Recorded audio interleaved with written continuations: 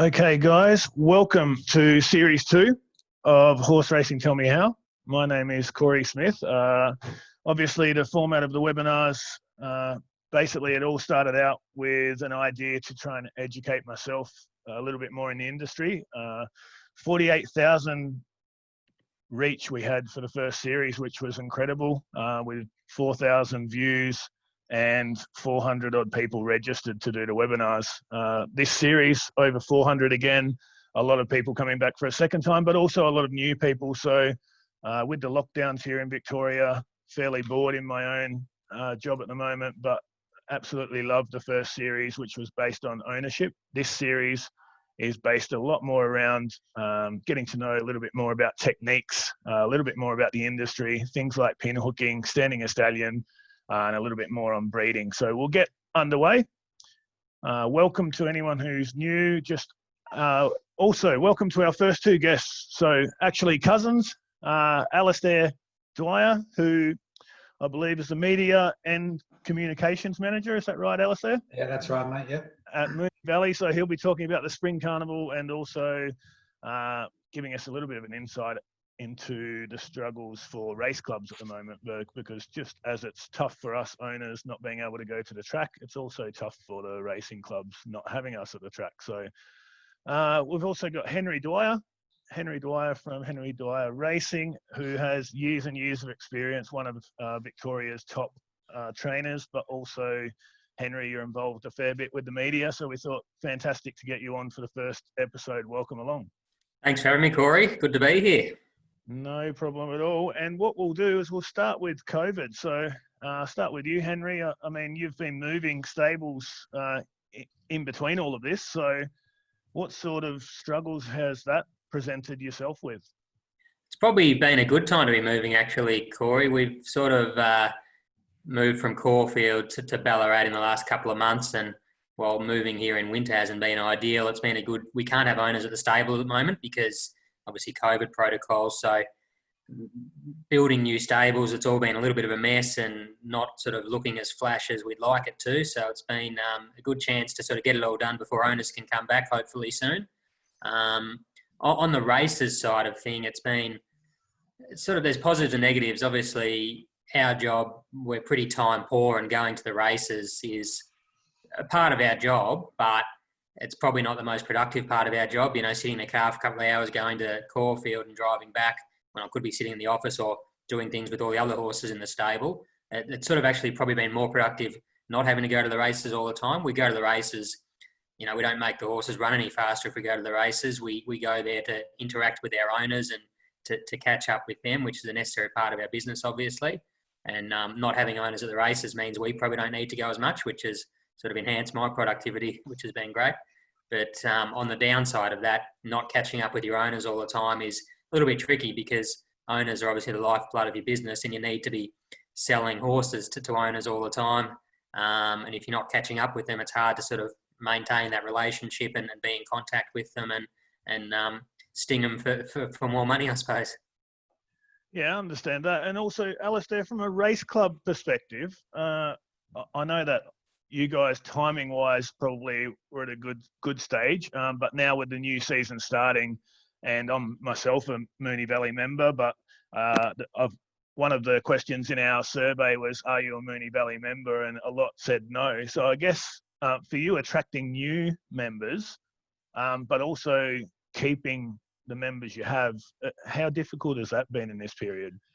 Yeah, look, it's quite challenging. I mean, we were the first race club to have our crowds banned from coming to the racetrack when the pandemic started. I think it was Alastair Clark's Stakes night on about March 13, which happened about 24 hours before. And it's funny, we had 2 meetings cancelled due to extreme heat over summer. So our beloved members missed 3 meetings they could attend. And then, of course, the William Reid Stakes, the finale of the night racing season, was also banned from having people attend. So that was really challenging. And, you know, now we've got the challenge of potentially trying to renew. The good news for a lot of the members that came out about a month ago was that we've extended our season through to the end of the year. So there's, you know, no need to dig into your pocket. At this stage, highly unlikely that we'll have any crowds at the Spring Racing Carnival and the big carrot being the Cox Plate Carnival on October 23 and 24. So you can't expect members to renew their membership normally this time of year in August to attend those if they can't attend. So we're pretty lucky, Corey, and you can give us some feedback as well, but we've sort of have a pretty, a highly engaged membership base. We're constantly communicating with them. We've got a Zoom, catch up with the CEO in the coming weeks. So we love our members and we try and engage with them as much as possible. So when it comes to renewing, at the end of this year, and we are moving to a calendar year next year, which is the first for the club, many of them will renew. So look, it has been challenging, but I think for the benefit of racing, the fact that we've been able to keep going, I think RV tweeted the other day, we've had 1,700 races since the whole COVID pandemic has hit. So from a race club, just to keep racing is brilliant for the industry. Unfortunately, I think we've only had about 3 meetings since March. So it hasn't really helped us from a wagering point of view. The club gets a small snips a ticket a little bit for wagering. And with no crowds, it's devastating for our income for the club. When we have 3 gaming entertainment venues where there's 0 income coming in. So essentially from March through till December, when our pub's not opening, we've got 0 income. So it's quite devastating. We're just lucky we've got Racing Victoria and the government sort of helping us out, which has been great. Yeah, funnily enough, with the Alastair Clark Stakes, is that the one that was cancelled? Yeah, I actually bought a membership the day before, the early bird membership. Yeah. At 4 p.m. getting in the car with my father-in-law to come and watch it, and it got cancelled about 4:30, if I'm correct. Yeah, and obviously about to travel down from Ballarat. So, yeah, it's a bit disappointing for the owners and obviously for members, but I think everyone would appreciate. I think everyone in the industry or fans of racing appreciate that it's still going. And of course, with my background in other sports, we're basically crippled. So racing, in some respects, and we'll get to that in the next point, but there is an opportunity there to maybe bring in people that potentially were not involved in racing previously. And I guess that's my question to yourself, Henry. I know that it's obviously a challenge and a few things have changed. But do you find that there is an opportunity to potentially bring in a new audience as well to the sport?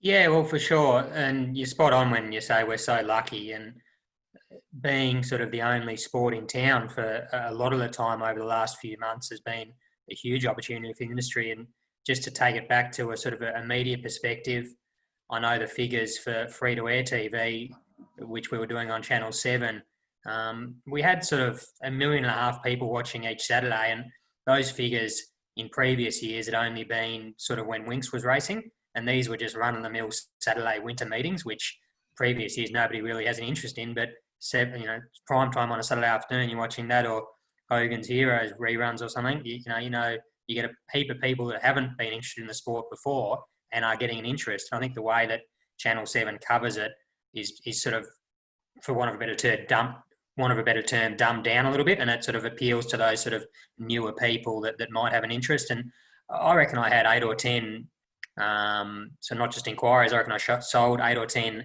shares in horses to people that had watched that and hadn't been in a horse before. And that's sort of the big upshot we had from it.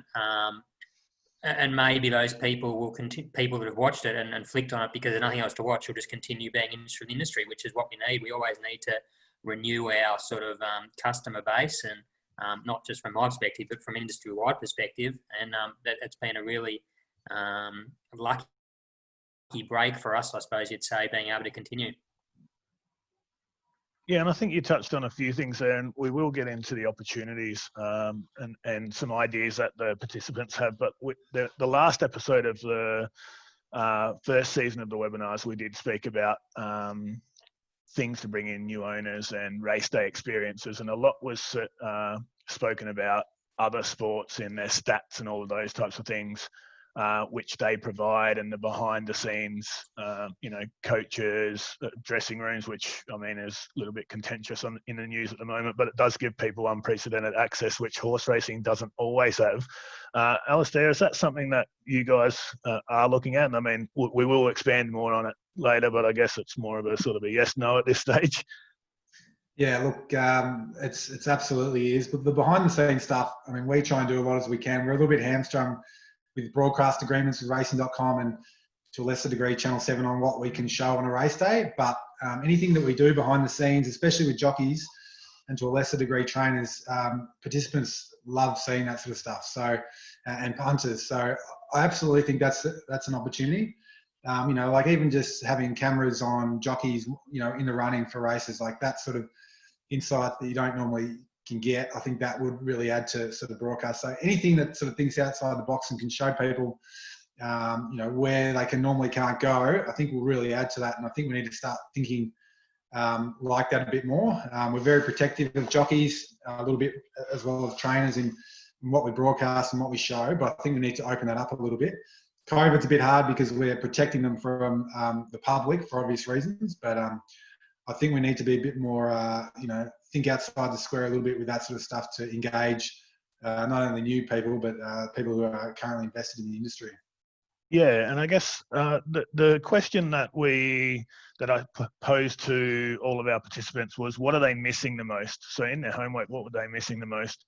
And it's pretty much all the same. It's all surrounding socializing, seeing your horses, actually being part of the experience rather than being at home, which I guess is all COVID related. But it also probably shows an insight into what people do enjoy in the industry and what we can grow and get more of in the future. So we'll move on to the next part, which is the opportunities. And I guess probably with COVID, Henry, how have you found managing the expectation of your owners? Obviously, expectations have changed, but how have you found managing the expectations have changed?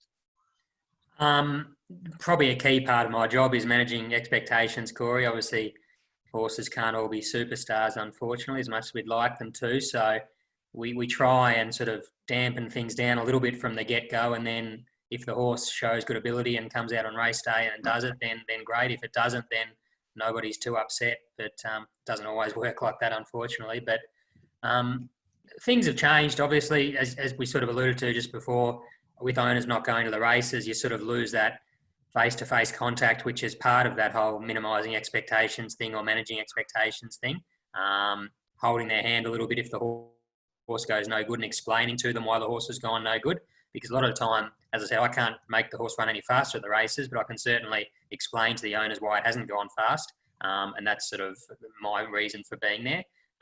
Nowadays, probably for the last few months, I don't go to the races as much, as I said, but we communicate pretty rigorously anyway, sort of pretty across videos and voice messages and everything, where most horses will have some sort of communication go out every week, and closer to racing, it's obviously more routine. We've started having some Zoom meetings like this just with the owners because, as you also alluded to before, a lot of that owning a horse, if you've got 10% of a horse, you're sort of looking for that interaction with other owners, and that's one of the good parts of it. And we're all about sort of value adds, because if you go into horse ownership, as I'm sure you've covered in previous webinars, thinking that you're going to make money out of it, you're probably going to be a little bit disappointed at some stage. But the sort of the journey along the way and the communication and the experience you can share with other owners is great and can value add, but we're missing that at the moment. So meeting your other owners once every couple of weeks on Zoom, chatting about the horse, what's good about it, what's bad about it, how it's going. It's not all beer and Skittles, but at least you can commiserate with each other.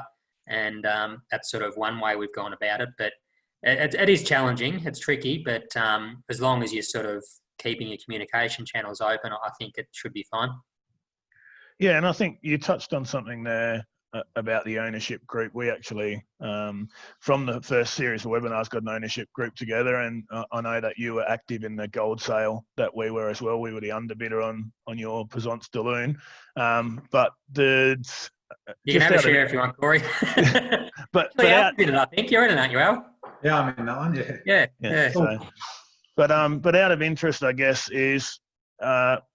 is there an opportunity, but in these COVID times, is there an opportunity? So if you were given a blank checkbook now by an investor to go and invest in the industry, do you think it's a good time to invest in some respects? But obviously there's some uncertainty in the market, as there was in the gold sale, but are there opportunities to maybe, so some of the participants have said in here they had an unlimited amount of money they'd potentially go and buy and stand a stallion, or they'd go to the yearling sales. Andrew Noble says he'd buy Henry Dwyer's next good thing. So there's plenty of different things that they would do if they could invest. What would you do right now if you could go and invest? Do you think it's a good time, a bad time? What are your thoughts? It's pure economic markets, isn't it? It's sort of, there's a lot of money to be made in depression. If you've got some money to start with, it's the same as anything. People are a little bit sceptical about spending money at the moment. Our client base is made up of people that run businesses, people that are in industries that have been affected, self-funded retirees whose share portfolios have been smashed. The whole world is sceptical about spending money at the moment. So those that actually go out and do spend it, they might be getting a bargain. That's just sort of the way to look at it. We sort of went a step further a couple of months ago in the middle of it and identified that we thought Europe was probably the place to do it, and the ready-to-run sales specifically in Europe, because our dollar was pretty strong compared to the euro and the pound, and B, those ready-to-run sales they have in Europe, they're pretty much geared towards the 2-year-old market over there and Royal Ascot, and that had all passed because the sales had been deferred. So that interest level wasn't there. People couldn't get there to look at the horses themselves, and the dollar was strong, as we said. So the prices across the board of those ready-to-run sales were sort of down 30 and 40%, which was an opportunity we thought for us. I sort of had commitments to buy those horses before I went and did it. I wasn't just going to spec them, which is my usual business model. I've certainly changed that a little bit.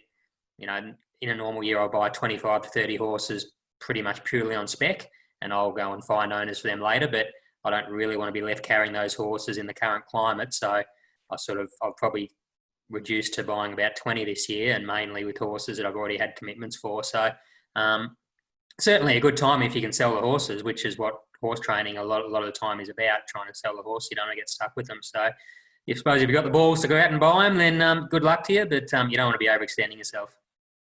Yeah, no, that's probably where our first webinar led us to in terms of thought process was, we can probably get a good deal with trainers that we, as you said, normally you would spec horses, but at this stage, if a group of owners come and say, we're happy to invest this amount, then probably they're going to get a better deal than they maybe got previously. So there's one opportunity.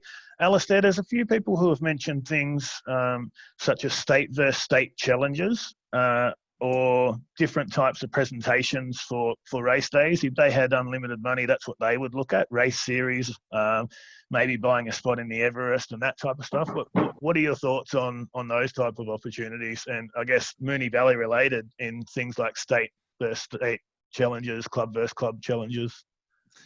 Yeah, well, it's certainly an area that we're keen to improve, our relationship with. Our great friends up in Sydney have plonked a few races right in the midst of, especially for the Moonee Valley Racing Club. Our Manikato has been devastated by the Everest, and there was no consultation on that. And I know the Melbourne Racing Club bought a slot last year. I can give you the tip: we won't be buying a slot in the Everest anytime soon. But I think there's no doubt that the states should be try and work a lot closer together. And that state versus state, the jockeys challenge has been done before. It adds a little bit of intrigue. I'm not sure if it turns the dial too much for new people or people who are punting. But that sort of stuff I think is certainly worth investigating. We were this year with all our plans, I guess, sort of brought to a halt with the COVID stuff. We were looking at an international jockey challenge on our Manikato Stakes night, so we were keen to fly over Frankie Dettori and Ryan Moore and the likes of that to partake in an international jockey challenge for the Manikato Stakes, and then of course they'd stay the next day and all have hopefully rides in the Cox Plate. That's just one example of piquing a lot of people's interest. These are internationally world-renowned jockeys that people would love to see on our doorstep. I always have this quandary about what new ideas could we have to bring in new people. Henry touched on it before. It's quite hard to, engage people who aren't really engaged with the sport, and sometimes we neglect those that are already engaged, and we sort of just take them for granted. And to your point, what are the things that we could do for them to make it more interesting and whatnot? And a lot of people sort of cry out to us and say, "Can we do more for the punter? What can we do? Can we do a punters club challenge on course, and someone on course can win $10,000 or something along those lines?" We're often sort of catering to other stakeholders in the industry. So the old blank check theory, I guess, is a good one. Hopefully down the track we have a bit of money to invest. I think from a whole industry-wide perspective, horse welfare from mine is the biggest thing we can do, and I know it's very big on Racing Victoria's agenda. Let's be honest, the whole reason why racing's pretty much keep going, and I'm standing to be corrected here from the likes of Henry, but is pretty much because we need to feed and look after these horses, and it's a horse welfare issue. No doubt the government gets a lot of taxes and whatnot from the industry, but without that horse welfare issue, and Andrews was quoted as saying that, you know, the racing people need to look after their horses. You know, that's a lot of the conjecture, and people who don't like the sport, it's based on a horse welfare. So the more money we can invest in horse welfare, that we're looking after horses after their racing life, and they're not going to government-run abattoirs in Queensland and the like. I think, you know, the more positive PR and positive exposure we'll get for the industry.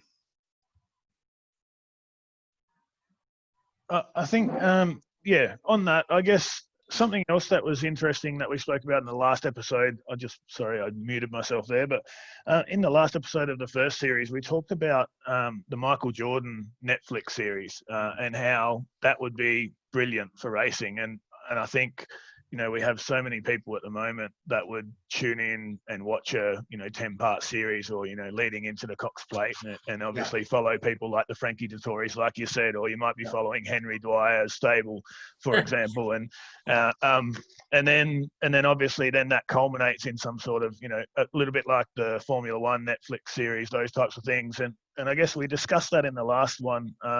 Something that Moonee Valley does do very well is they do tell more stories. I think in your promotion, you do tend to tell stories and create stories. So is that something that you're always looking to do, is create a story as opposed to, you know, an event? Absolutely. We're a racing club that's focused on the horse, and I think compared to the other racing clubs, they have these huge events where, you know, 90% of their crowd, you know, they're engaged with the social activity more than the racing. And you know, the big crowds that the Melbourne Racing Club, Melbourne Cup Carnival gets is, you know, a lot of that focus on the fashion and whatnot.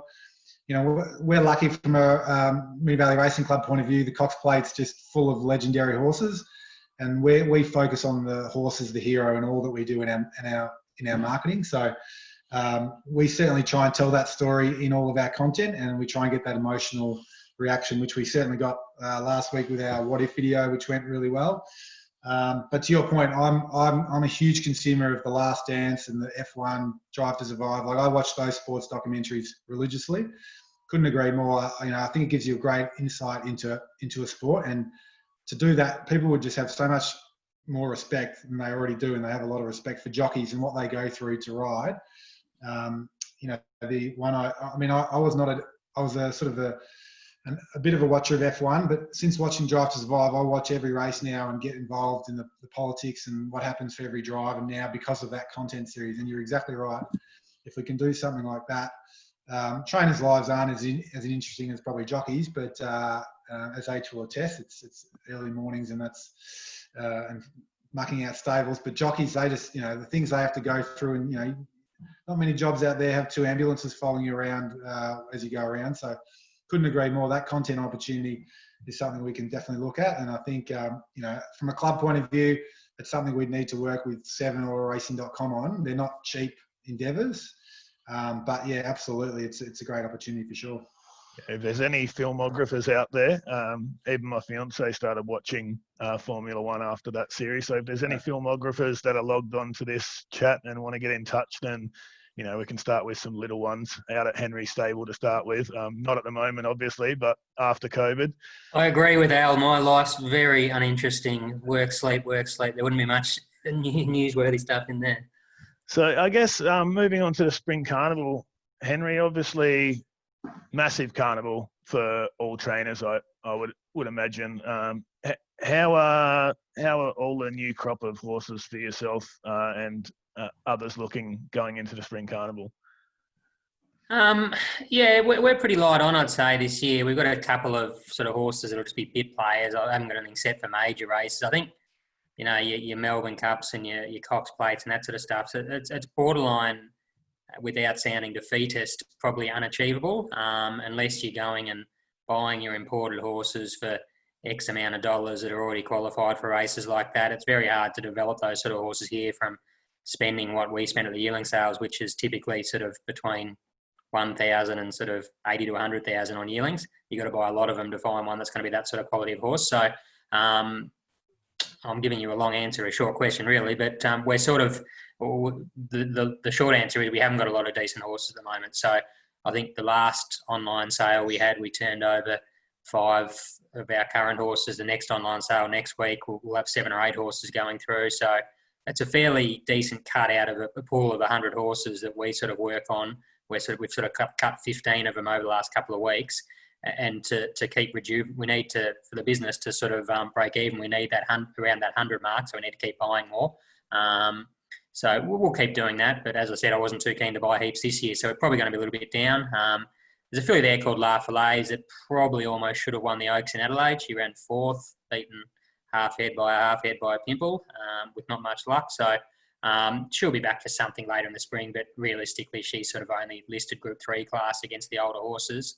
And then just hoping some of the sort of younger 2-year-olds coming through can measure up. But at this stage, we don't really know. And particularly at the moment, we haven't got official barrier trials at the moment due to the COVID. We're sort of relying on jump outs on poly tracks, and it's very hard to get a guide on those sort of young horses. So you give them a couple of jump outs, you sort of go to the races a little bit unawares, hope they run well. Sometimes they do, sometimes they don't. Just a lot of hoping, really. So I think the benefit of me not having a heap of spring players this year is that I can probably do the Channel 7 stuff again. So I'll be doing that every Saturday and cheering any runners I've got on from the studio. Yeah, no, and that's we will touch on some training questions, which interestingly talk about the jump outs and that type of thing. But you mentioned not being too heavily involved in the sales, but we did a study on the Melbourne Premier in one of our earlier webinars in the first series, and you got a Street Boss filly, a Zoostar filly, an All Too Hard filly, a So You Think filly, a Fiorente colt, and a Toronado colt. So I would suggest they're pretty good sires. Not a bad sale for yourself. Any of those? How are they all looking? Just made a liar of me, Corey. No, we try and sort of, if we are going to buy, which we bought a few, we focus on the Melbourne sale because you've got the Vobis attached, which is always very handy. So most of those 6 we bought are Vobis Gold, so that's handy. All those horses we bought there, they've all been in the breakers. They've been in for a short prep. They've gone back to the paddock. The first few, the more precocious ones, have just come back in. So none of them have really tried or anything. None of them have even galloped. We've done a little bit of evens with each of them. At this stage, you're only really getting a guide on temperament, action, breeding. You just want to see them do things right rather than see any ability at this stage. I find generally the ones that show you heaps early, the really fast ones, the ones that have got no scope and they don't go on with it, they end up being sort of 800 metre speedy squib type horses. And generally, when I do buy the sales, as with those ones, they're horses that might take a little bit longer. So Toronados, Fiorentes, All Too Hard. It was a filly out of a mare called Leote that I trained that was very talented but took a little while. So I just think you can find a little bit better value if you're buying those more immature types that can potentially sort of slip through the cracks a little bit. The Street Boss filly I bought, paid a fair bit of money for her. She's quite forward and precocious, so she'll probably be the first of them to go to the races, I'd say. So she's nominated for all the golden slippers and the blue diamonds, and as you've got to do at this stage, you barely put a saddle on them. You're paying $300 or $400 to put them in feature races, but that's a necessary evil, unfortunately. We bought a Street Boss filly that you had your eyes on at the gold sale as well, I noticed, but it was also out of a mare that you trained as a racehorse, Digger Pony. Yeah, Digger Pony. I had her at the very tail end of her career. I think I might have had 1 or 2 starts with her, but that was at the stage that Peter Moody had just pulled the pin and I inherited a few of his horses. So she was one of those, and she was a cantankerous 6-year-old mare at that stage. I think that we couldn't really get to do anything. So I don't have overly fond memories of her, but she was certainly a decent race mare at her prime. Yep. And are any of your horses you bought in that Melbourne Premier and the gold sale still available for those people that are watching? All the horses we've got available are on the website. I think those ones are actually all sold. So the Leote sold, the Fiorente was a cheapie, but I actually like that Fiorente. He's going to be a stayer. We bought him as specifically to win a Victoria Derby with. I don't care what happens before or what happens after that, but he just gives me the feeling he's just the toughest horse, and he just eats and he works, and that's what we were sort of the feedback from the yearling prep people at sales was that he was just tough. So we'll set him for that. But yeah, he's all sold. The Street Boss filly, she's sold. I think the ones we bought at the gold sale, there's a couple of shares left in those, but the premier ones are all sold. Yeah, well, that's positive. So you could spec a few more there, Henry. But I'll move on to the Spring Carnival itself. So, Alastair, the Cox Plate is the jewel in the crown, and it's probably, well, it's my favourite feature race in the country, and I know several others that love it as well. And I think Winx has had a big part to play in that. But what will you do, being the 100th running? What will you do to try and keep it as exciting as possible for the people out there? Yeah, so we pretty much started, this is the 100th running of the Cox Plate this year, not the 100th year, the 100th running. We had 2 runnings of the Cox Plate in 1946. We had too many nominations, so they split the race into 2. So 100th running, we had big plans. We started planning for this even just before last year's running, where Elise Crichou won the race. And we were planning quite a big spectacle, and unfortunately it's been scaled right back. As I said, very limited chance of crowds being on course. So essentially all our attentions now turn to a couple of things. First one being it's a made-for-TV event now. So the great news was just last week, Channel 7 were announced as our broadcast partners for the next 7 years. So get to work with the likes of Bruce McAvaney, Hamish McLaughlin and Henry Dwyer in the upcoming spring. So looking forward to that.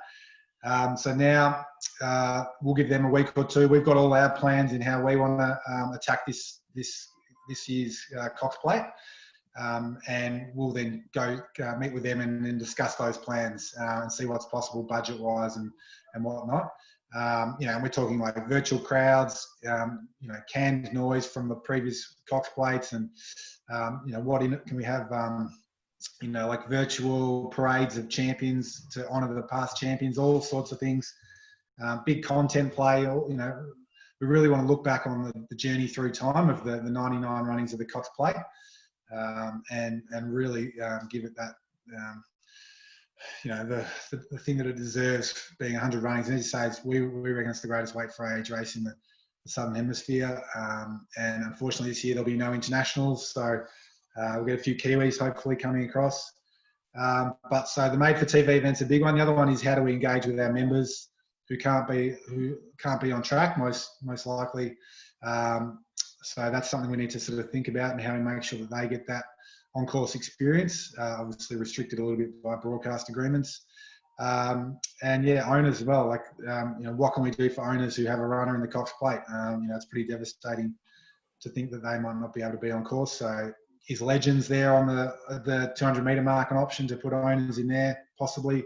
There might be restrictions around events, entertainment clubs at that stage as well. So we'll be, all our focus now is to make it a huge event for the TV audience, and the odds are looking pretty good that it's going to be on the AFL Grand Final. Might now be on Cox Plate evening. They're going to avoid the clash, so we've got a huge lead in that day to get as many eyeballs on racing in the Cox Plate as we can. So we really want to make it a huge event, and as I said, our members, our priority, make sure that they're engaged along with the process.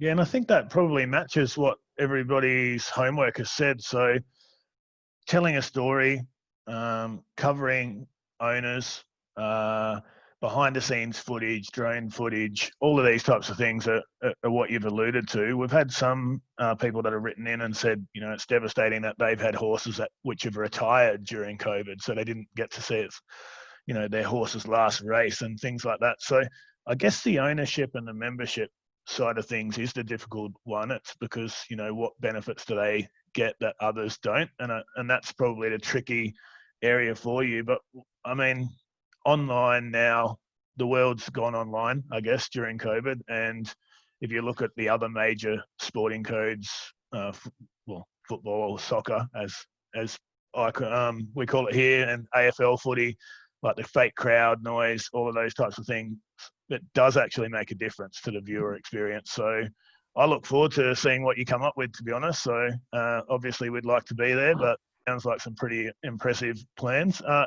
As a trainer, Henry, not being able to take horses to the big races, would the experience be anywhere near the same? Like when you go past the winner's post and you don't have your owners there to celebrate, what's the difference in the feeling?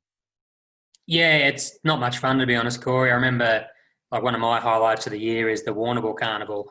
It's always a really good trip, and there's big crowds, and a lot of my owners just love having runners down there, and particularly winners. And I remember over the carnival this year, it was a 2-day carnival as opposed to 3, and I was sitting down there, and we had a jumper going around in, I think the novice hurdle it was, called Riding High. And I just remember sitting in the grandstand by myself, and the horse went over the line at 1, and I was just sitting there going, how boring is this? And that is the good part of my job, is to share sort of wins and good experiences with good people. And it's just no fun in sitting there by yourself. And that's what I say to owners that sort of own horses themselves. Like, who do you celebrate with? Who do you enjoy it with? There's no less fun owning 5% of a horse than the whole horse, and there's more fun probably because you've got other people there. But at the moment, obviously, we can't have that and can't do much about it. But it certainly does take a little bit of the luster off training winners.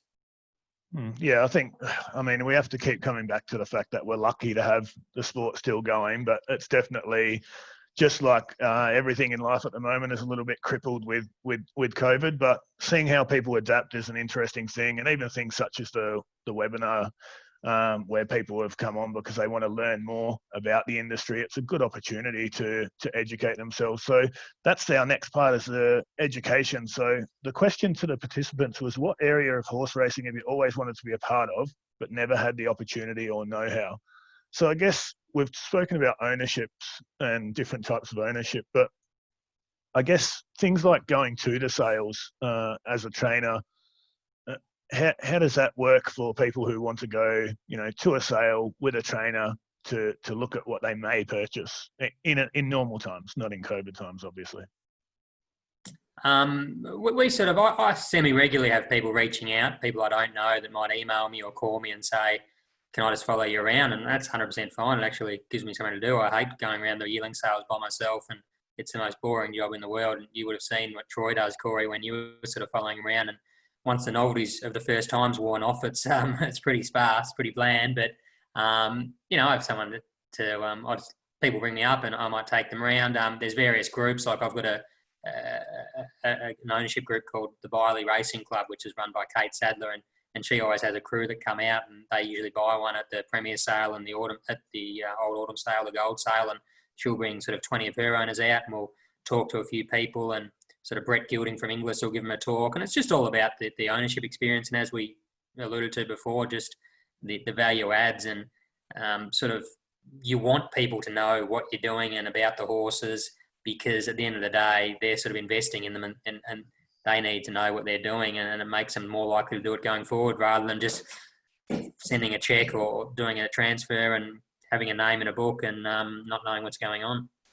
Yeah, and something you mentioned earlier about, quite often it's dumbed down for, and the industry is, a lot of the wagering pays for the industry. So of course it's going to be punter centric, but there are a lot of people, and I know that in this webinar especially, a lot of the people are horse tragics that just want to learn more. And I guess in some ways, other sports offer, courses and online content and all of these different things, which horse racing probably doesn't. So I'll get to Alastair on that in a second. But what are your thoughts on that, Henry, in terms of actual education for people out there? If they want to learn how to become a trainer, if they want to learn these things, most people you speak to in the industry come from, a family of horse people, or they grew up with horses. How do you get into the industry and learn more when there's no courses, I guess? Yeah, no, you're 100% spot on. There is no formal pathways or formal education. There's a few sort of online courses that are loosely or not affiliated at all with Racing Victoria that you might have come across, but it is one of the real issues in the industry. Probably, if not the biggest issue, along with education of employees within the industry. And funnily enough, I had a chat to an owner the other day, and he said he's got a bit of time on his hands at the moment, similar to you, Corey, and he said, I want to learn a bit of what online course can I do? And I said, well, there's probably nothing there. So what we did was we signed him up as a stable hand. There's 2 compulsory units you have to do to get your stable hand license, and those 2 units form part of the advanced stable hand diploma or whatever it's called. So he's now chipping away at that online over the next sort of couple of months, and he'll be a registered stable hand of mine. Might get some free labour out of him at some stage, but it really is a challenge, and you really have to go out of your way to try and find something to do in that sphere, and it shouldn't be that hard. Yeah, I mean, I come from a sport where, part of my job is coach education, and I guess that's why I sort of went down the webinar path, is because I did a lot of research on what I could learn, and without having the contacts in the industry or the mentors that were available in other sports, it was quite difficult to initially get in. But then now that I am kind of immersed, I've realised that there are people like yourself, Troy, people within the industry like the Alastairs, who really there are a lot of mentors out there. Simon Vivian's been fantastic. So there's a lot of mentors out there if people are willing to reach out, but the average person goes on and looks for, can we have a course, or can we do some sort of certificate or whatever it might be. So Alastair, from a race club perspective, is there anything like that that's ever been spoken about at club level, or is this something that's probably a little bit above and beyond the club level situation?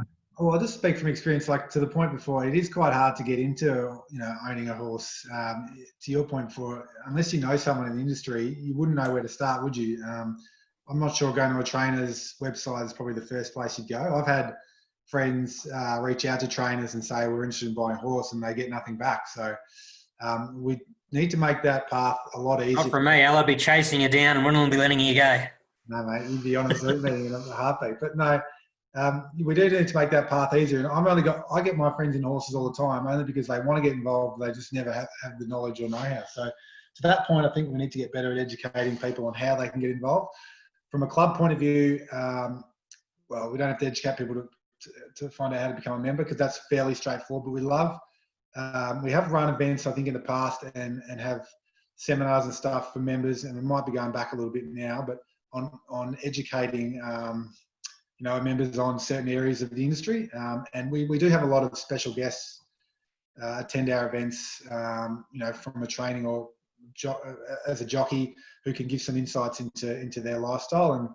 And we do find that there's genuine interest on learning more about how to train a horse, or what are some of the things that go into riding horses. And there's people like yourself, Corey, and other groups similar that do reach out to the club often and go, look, I want to, I'm starting something new. I want to get people who don't know much about racing engaged. I know Damien Ratcliffe from the Age is one of those guys with his next gen of racing team who've come out to the Valley before and hosted an event and had special guest speakers come along to that. And as a club, we embrace that, and we're happy to be involved, because we know that, if we get 1 or 2 people as a result out of one of those events, it's a win for the industry. So we're one of the clubs, I guess, that's probably more hands-on in that area. And I speak just from my own experience, because we know that we can engage them, on a horse racing level, and fingers crossed down the track we can convert them to become members like yourself, Corey.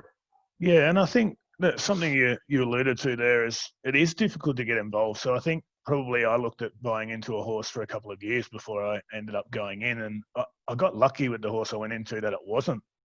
It could have been anything really. Like the knowledge I had, it was so hard to educate yourself because, and I understand it more now. Now that the doors ajar, it's very easy to then find more contacts and more contacts and more contacts. But that initial contact and knowing who to trust is very difficult. And I'd say, Henry, a lot of that would come down to the rules around promotion. I would suggest from a training perspective, there are quite strict regulations on what you can promote.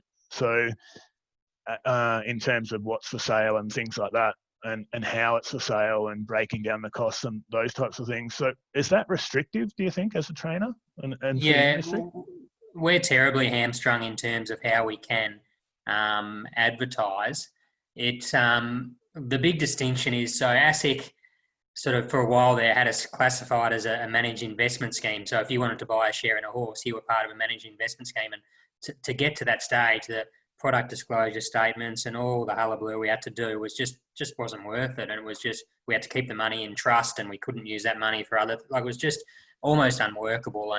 And that's now relaxed itself a little bit, but still we're not supposed to advertise shares available as such. We have horses we've purchased and we can't really say, do you want to share in social media? It has to be contact us for information sort of thing. We can't advertise prices and that sort of stuff. And it just makes it hard, but I understand where the pressure comes from, but it's sort of, I wouldn't have thought there's many unscrupulous operators there that are going to sort of take your money and rob you or anything like that. It's just anything with money these days. It's pretty over regulated, I suppose. Yeah, and I guess you quite often do hear the bad news stories in the media, the bigger, broader media. In horse racing media, you hear the good stories, but unless you're looking within the horse industry, you probably don't see those stories on the news as much as you see the negative ones. And I guess I'll just go through a few things that people have mentioned. So buying shares or lifetime breeding rights into a stallion is something that somebody was asking. Breeding, and there's a lot of people that would love to know more about the breeding side of things, but not so much the actual breeding of a foal, more so the pedigree and understanding pedigrees across the board. Conformation, I get so many questions on the webinars about conformation and how to look at a horse, and there's just so many different things on the internet, but there's not really a course that they can attend and get different views on. And I guess the other one was owning horses overseas. So you see that, and it probably, it looks like it's sort of the Lloyd Williams type people that can do that. But in reality, it's actually not that hard once you find out a little bit more and you understand the industry. And I guess that's what this webinar is trying to do, is create little mini projects with different trainers that we've had on the webinar. So for example, our first one was with Troy in the Gold Sale. I've also sort of fostered some relationships with some guests that we've got coming on in this series from overseas to try and get some of those options and opportunities, and with people like yourself. But what would you suggest to people that are coming in brand new to the industry and want to get involved? Where would you direct them? What would the first, a good website, a good book, what's the best resource? When I started, Corey, I was sort of probably in the boat that a lot of the participants in this webinar are. I was a 17-year-old kid. I'd never touched a horse. I was sort of at the stage, I was just finishing school. I was going to uni. I was living on campus at Melbourne Uni, and Flemington was down the road, and thought I might get a part-time job there, just working in a stable, because I loved racing. I'd never had a hands-on involvement, but I just love racing. And so you just got to reach out to a trainer, and there's a chronic labour shortage at the moment in the industry, and a lot of the bigger stables have pretty much got a policy that they employ anyone that hasn't got a machete, when they rock up to work, basically. It's sort of, I think I didn't touch a horse for 12 months. You muck out boxes, you start at the very bottom, and that sort of gets your way in. So you reach out to a trainer, but in a broader sense, how to get into horse ownership, I think it starts with the trainer. It's just, as Al said, there's no real central place you can go to sort of find out what's available, or central point that maybe there should be on a Racing Victoria website, and which directs you to horses available, whatever. I think you've just got to, you see someone, a trainer on TV interviewed, and you say, oh, I can sort of relate to that person maybe. I think probably a lot of the younger trainers are more open. Nothing against the older trainers. They've got plenty of winners and they've got bigger owners and more horses. They may not need sort of people that want to come in and buy a 5% share in a horse and need that sort of communication level to find out what it's all about. So the young trainers are probably a decent place to start. And I'd just be sending an email or ringing someone, just cold calling, and say, just have a chat to them and see how you go. That'd be my obvious starting point. Yeah, and something Simon Vivian said in the very first episode of the whole webinar series was invest in people as opposed to investing in a particular horse when you're starting out. Invest in good people, invest in, somebody you think will be, giving you a good experience regardless of how the horse runs, and you'll be in a good spot. And I guess the same there, Alastair, for memberships for people that are new and might not know where to go. Do they go to Moonee Valley? Do they go to Flemington? Do they, so many choices, and they might not know which races mean what and what type of atmosphere. So how do they find that out, I guess? Yeah, absolutely. And the good thing about Moonee Valley, our point of difference is we've got the night racing series, so it's a very different product. We can appeal to a bit of a broader audience. Races every 30 minutes. You've got a big beer garden there on the front lawn, under lights. Everything's a lot more fun at night. So that's our biggest, plan to get. We get a lot of people to the races for the first time on a Friday night, and they love it. They can't believe that they can have a drink, have a dance. There's a live band there, and then every half an hour, that all shuts down, and you get to watch a race live, and they're literally running right past you. So we're lucky that we've got a bit of a point of difference. Do you hit the dance floor up, Al? No, mate, save that for you. That and along with our Cox Plate Carnival, which is very prestigious and widely known. So that's how we sort of sell it. But also, with our members, we try and over engage with them to the point where we're communicating with them on a regular basis. They've got the best spot on the track there, right in front of the winning post. You get a beer in a glass right there on the deck. Pretty much reach out and touch the jockeys. So it's a very different experience, and we try and sell that experience. And I reckon anyone I've ever spoken to who's come to the Valley for the first time, they always say, what an amazing experience. I'm going to come back and tell my friends about it. The big issue from a marketing point of view, and it's our marketing team's job, is to try and let people know that we exist. There's so many options out there on a Friday night in Melbourne normally. Sometimes it's the footy, sometimes it's just the movies or a restaurant. How do we let people know with, I guess, a bit of a limited budget that you can come to the Valley? If you don't like horse racing that much, you don't have to bet if you don't like, but come along and enjoy the show and have a great night out.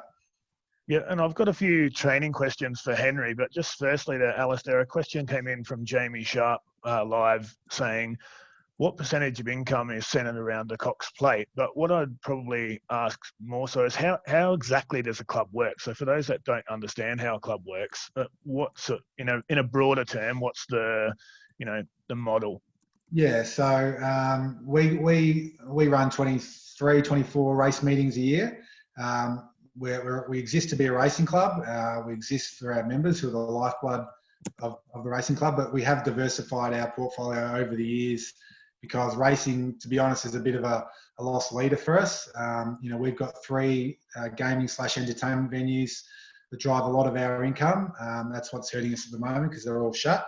And we've just opened up a new hospitality arm, Dina McPherson. So that's an in-house catering team that does all the Cox Plate catering, for example. You can now actually, if you're a large event, you can hire them out. And we did the President's Cup recently. So we've diversified our portfolio so we can put a lot of that money that we get from that back into racing. Cox Plate's massive for us. It's in terms of ticket sales and marquees and corporate hospitality, it's a big whack of our income for the year from racing. It's $4 or $5 million a year to us. So that really hurts us a lot. I don't think we make too much at all on memberships, to be honest. If our members came to every race meeting and they got their free race book and drink, I think we'd make a loss on it. So, we don't look to make too much money out of membership. We want to make sure they're engaged. And we do take a clip of the ticket from wagering. I think it's very small clip. So I think from last year's Cox Plate, the wagering was at 150 million maybe.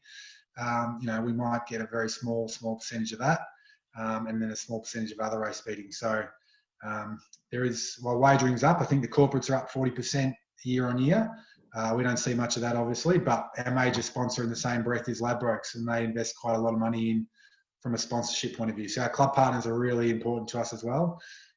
They're quite hard to find at the moment, but the likes of the Ladbrokes, who signed an 8-year deal 3 or 4 years ago, invest a lot of money in the club. So that's why we're branded red throughout. So we're suffering at the moment, but hopefully the good times will roll on. But the main thing I think from everyone's point of view is that we keep racing. Yep. Henry, lots of training questions here, so I'll try and whip through them as quick as I can. But at what point do you think a horse has something, and when do they start to show, they have something? Tricky, because it depends on the horse. It's very much a horses for courses scenario. As I said earlier, those young, speedy 2-year-olds that show you heaps, they never sort of have much scope to go on with it. It's the horses that sometimes don't show you a lot, particularly staying bred horses. You've really got to give them maybe 3-4 preps before you expect to see anything. You just put them through the paces. You don't do much with them early. Do some pace work, tip them out, bring them back, maybe get them to a quiet jump out in their third prep. And they can really make a fool of you, those stayers. One particular horse I've got, and I know Andy Noble's tuned in, a horse called Bud Fox. He was the slowest, most useless horse I had as a young horse, and he's now, I think he's earned 250 grand and won sort of 6 or 7 races. Just if they can stick on a bit, there's just so many races for them, and they just sort of, need to try, and they can stay a bit. And I would have, sacked him. He's by Fox Wedge. He's not really bred to stay, but they can just fool you, those stayers. So, sometimes I have owners that we jump out of, and that's probably the downside of how much owners get to see these days with jump outs. And we like to use jump outs as educational tools, and we might go 600 with a horse and just ease it out and that sort of stuff. And I'll have owners ring up wanting to sack the horse because it hasn't performed in its first jump out, and it's just so far from having any pressure put on it. It's not funny. So you really need to know the horse and just all along the way educate the owner and say, we're not going out there to win today in terms of jump outs and trials. It's an educational experience, not expecting the horse to show anything. If he does, I'd be surprised. And then realistically, it's when you get to the races, because you can have horses that have 3 or 4 trials, show you nothing, get to that race day scenario, maybe get blinkers on them, and they can improve lengths and lengths and lengths. So once again, long answer for a short question, but the answer is there's no rule to it. Yeah, and I think that's something that people do struggle with, as there is no hard, fast rule. And I guess when there's no course for people to learn that type of thing, then it is difficult for them to try and rationalise that. But something else that was big in the first webinar series was understanding preparations and how long they spell for. So, and then also I noticed that you had experience at the Curragh, in Dubai, Chantilly, Ballydoyle and Hong Kong, amongst other places. So how have your experiences shaped the way that you spell horses and how long you do it for? And also, what determines in a preparation when it's time to race, when it's time to spell, and what is it that keeps some horses in the paddock longer than others? I actually think Australia is changing a little bit and becoming a little bit more European in terms of that sort of stuff. Like, we've got some, young trainers in Australia now who I'm sure have been on here previous to me, and sort of their ideas are probably shaping how we do things. They have success, and people sort of say, oh, well, they don't spell their horse as much as us. Like spending time at Ballydoyle at Aidan O'Brien's, those horses are pretty much broken in, and then they're in work for every day of their life for the next 3 years. They don't have spells unless they're injured. And we're sort of now, we've got new tools to work with, water walkers and treadmills and that sort of stuff. A lot of the time we don't really spell a horse, particularly older horses with issues. It takes so long to get those horses back to full fitness if you let them get out of fitness. So the old days of tipping a horse out for 3 months in a paddock, they get sort of fat and useless and lose their muscle tone. It's just longer to get them back in. So a lot of the time, if a horse doesn't really need a spell physically in terms of being injured, then we might send them to the water walker for 2 or 3 weeks. We've got a farm down at St. Leonard's. We give them 2 weeks in the paddock, 2 weeks at the beach, just a mental freshen up more than anything. And, obviously if horses are shin sore, they need 8 to 10 weeks in the paddock. If they've had a knee chip removed, they need 3 months. There's set periods for that, and that's all fine. But the idea of just spelling them for the sake of it, it just doesn't reconcile very well with trying to get a return on investment, to be honest, because you don't really need to spell them for the sake of it. And that's all changing, and that's a little bit, Europe's sort of governed by the weather a bit. There's no point in them being out in the paddock for 9 months of the year when it's cold and wet. The idea is that the best time to spell is over spring. So if you want to give them a spell for the sake of it, you do it over that time. But over there, they can't really do it. Yeah, and John Pompey had a question. So it was surrounding that because Troy sort of explained to us in the last episode that for 2 or 3 year olds that are developing, it's similar to, say, a 15, 16-year-old going into an AFL match. They're not physically developed to be up all the time. But I guess John's question here was, once they get to 4, 5 and 6, and I think you've semi-answered that question there, is do they need as much rest? Or I'm guessing they don't need as much rest when they're older. No, they probably don't. You're probably just managing them a little bit more, and it depends on their issues. When they're fully educated, like we train a lot of horses when we're at Caulfield down at the beach at St. Leonard's, they don't need that sort of routine and education. They can be trained out of a paddock, they can go to the beach, they can work on the treadmill. you probably want different things from them to keep them mentally stimulated. With those young horses, in terms of spelling, you bring them in you break them in, you give them a couple of weeks off, it's more about bone density and developing the body, whereas when the body's fully developed, they don't need it. So, standard routine for a 2-year-old from sale time is you might give them a few weeks off to get over the sale. It's a pretty daunting time for them. You might break them in for 5 or 6 weeks, even 2 or 3 weeks off, bring them into the stable for a prep for 4 weeks, tip them out for 4 weeks. And the body, responds, their bone density responds to concussion, and it helps them develop having a bit of work. So the worst thing you can do is with a horse that you breed and you think it's going to be a stay, you say, I won't break it in till it's 3 years old and I'll leave it in the paddock till it's 3. That's completely counterproductive to developing them as an athlete. Physically, they just you get them into work as a 3-year-old and they haven't got that bone density and they keep going shin sore, and you've got to have them in work even if they are going to be a long-term proposition from sort of a pretty early age on and off. Yep. And something else, there was a question here from, I believe, Wade Martin. He was asking about sports science. It's something that I've thought about also in my industry. The sports science side of the sport is becoming bigger and bigger all the time. Is that something that's come into horse racing or not so much at this stage? It certainly has. We probably started with, heart rate monitors 10 years ago and blood lactates on treadmills, which I sort of do a fair bit of. Then we had the e-trackers come in, which are measuring speed versus heart rate and recovery. Now there's a few new sort of incarnations of e-trackers from various there's a Japanese model and a French model. A lot of the time it sounds bad, but it's a bit too much information. Like horse training, you absolutely fry your head trying to work out reasons why horses are performing poorly or galloping poorly, or, they can't talk to you, so why aren't they performing? It just often confuses you more, that sort of stuff. And even as a young trainer, and I had a conversation with Dave Eustace not long ago about it, it really does. You'd almost need a full-time sports science team to be analysing the data it feeds out to you. Like, for instance, heart rate, when they're monitoring the heart rates, the horse sort of can have a sudden spike because they see something there. You don't know that they've seen it. You might put it down as poor recovery. It's all very difficult. So, yes, there's a place for it. There's definitely a place for it, but it is very tricky. Yeah, I guess as a head coach in soccer terms, I mean, you would have the head coach would probably have a team of sports science experts that would be, reading all of that data and then passing it to the head coach, I guess, and same in AFL and those types of things. So, yeah, so I guess and I guess that maybe is the future of that data, whereas it's fairly new. I didn't actually know that you did all of those things as trainers, so that's new information, I'm sure, for myself and based on these questions, the participants as well. So that will probably grow over time, I would imagine. Quick question for Alastair. Any horse in the world to go to Moonee Valley for the Cox Plate, which would you choose? Or for any other race, if you could choose any horse just to come and race at Moonee Valley, which horse currently racing would you choose? Probably Enable. I think it's a fairly obvious one. That's the one that we watch from afar and just marvel at. I think that's clearly the one, during the winx era that everyone was hoping we could get, but just hope. I think the Cox Plates, right between a 10-0 show and the Arc and whatnot during that time. So it's quite difficult to get these European horses across.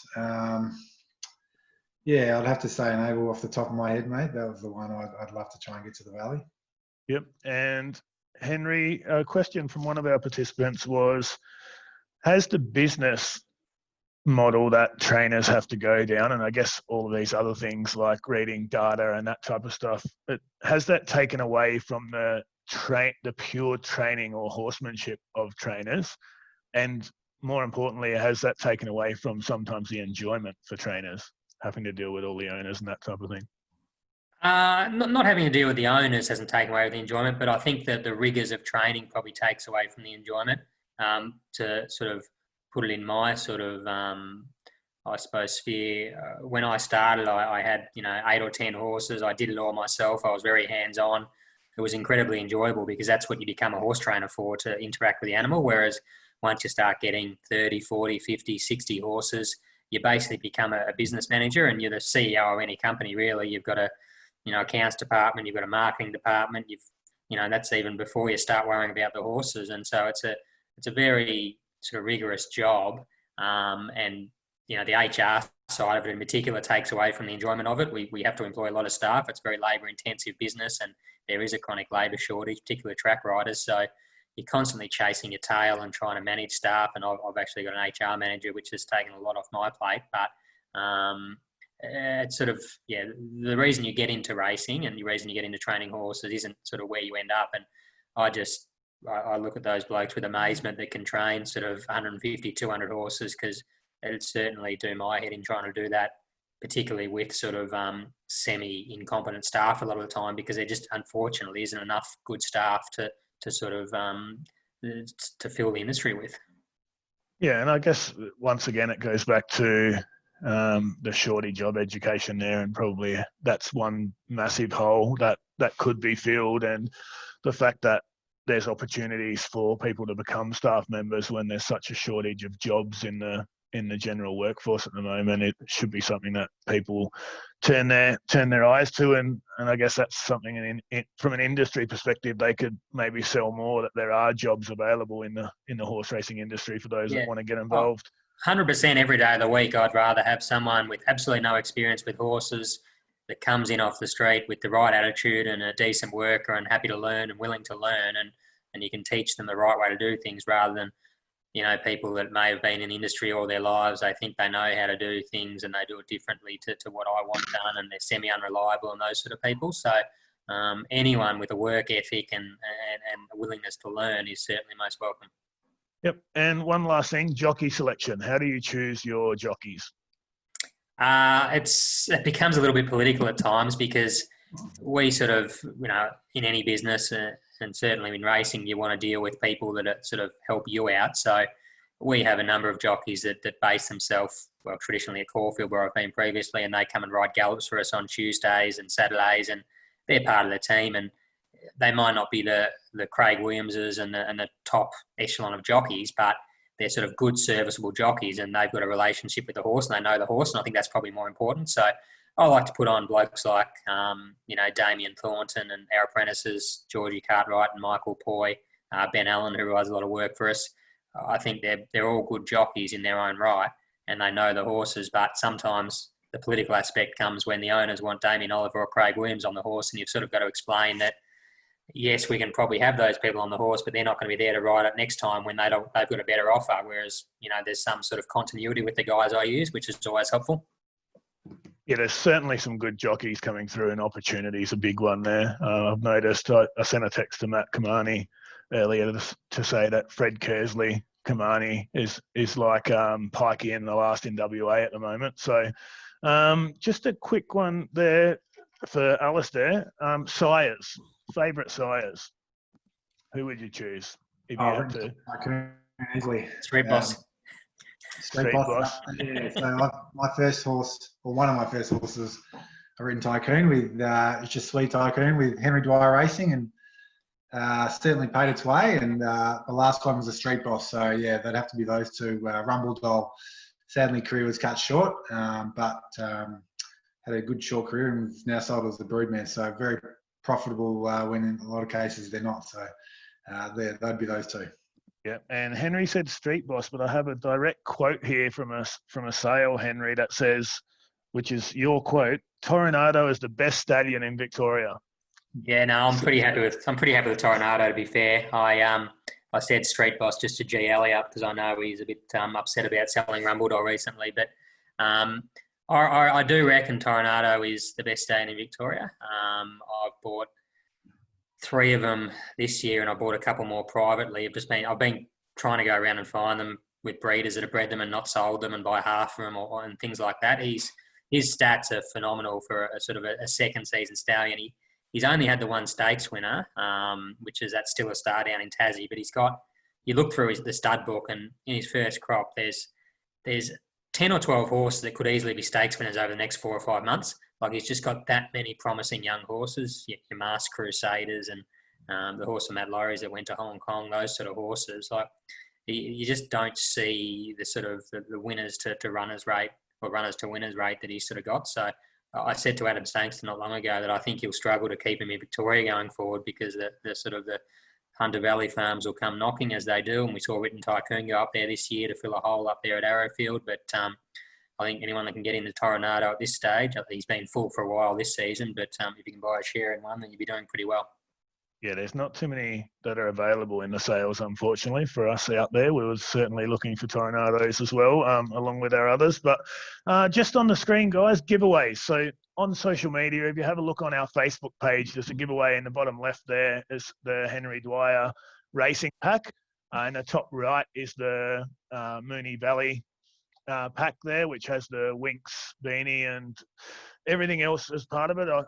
Basically, what you need to do is comment and share our Facebook post that's up. So if you have a look on the Horse Racing Tell Me How Facebook page, if you're in tonight's webinar and you go and comment about how much you enjoyed it or anything that you found interesting from Alastair and Henry, I'll put you in the draw twice. So you get an extra entry in a draw to win one of those. So thanks again for those prizes, guys. The next 7 days, so we've got a pretty exciting webinar series. Got off the phone on Sunday with my final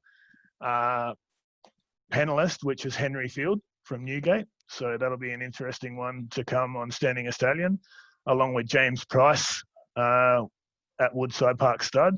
But in the next 7 days, we've got Matt Kamani on Thursday night this week, talking about different training techniques. So going over some of the similar type of things and talking about training techniques in the UK and here. We've also got on Monday next week, Luke Anderson from Maluka Thoroughbreds.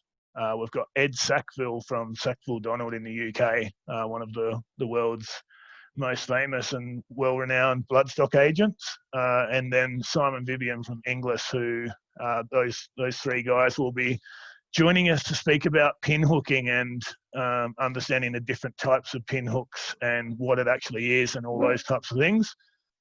So we've got lots and lots for everyone to follow. But finally, thank you to Henry and Alastair for tonight. Really, really appreciate you coming on.